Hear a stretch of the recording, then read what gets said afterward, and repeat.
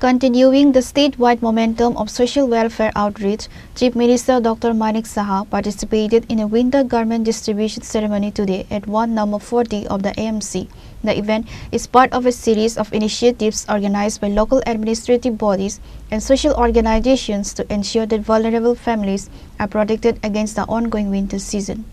The Chief Minister, known for his hands-on approach to public service, personally handed over blankets and winter wear to the local residents. The distribution drive aimed to support the elderly and economically disadvantaged sections of the ward. Speaking at the event, Dr. Saha emphasized that the government is committed to standing by the people at the grassroots level. He noted that such programs are not merely ceremonial, but are essential components of the government's people-first governance model.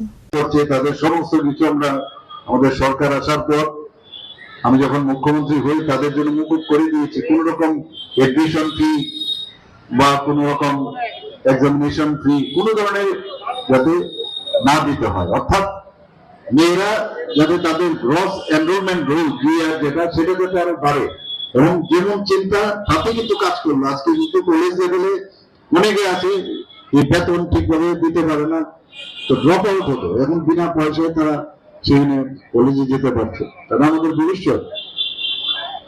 আমাদের মেয়েদের 1% আমরা ইচ্ছে করে আমাদের সরকার আসার পর registration হয় জায়গা জমি কেনার সময় 1% আমরা কম রেখেছি। এখন পুরুষ মানুষ ঘরের যে আছে এ ভাবছে বাপু 1% কম যদি রাখা যায় তাহলে তো আমার বিরাট লাভ।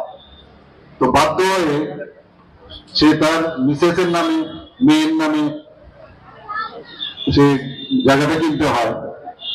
কিন্তু আমরা কিন্তু আরেক দিক দিয়ে কিনে ঠিকই ওর পয়সা বাঁচলো, কিন্তু আমরা মহিলাদের তার নিজের যে একটা সম্পত্তি হলো সেটা কিন্তু আমরা সেই ব্যবস্থাটা করলাম।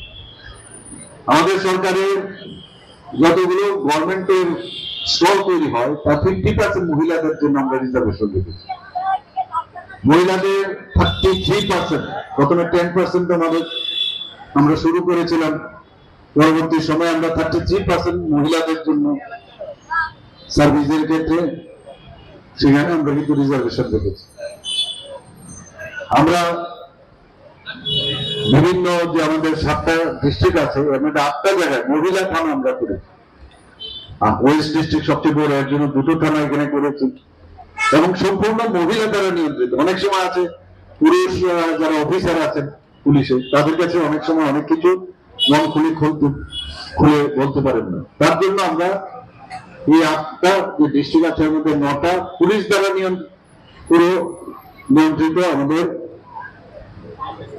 এই মহিলাদের সুরক্ষার জন্য আমরা সেই কাজটা করছি। বিভিন্ন যেসব ডিপার্টমেন্ট গুলো আছে সেখানেও যে মহিলাদের যাতে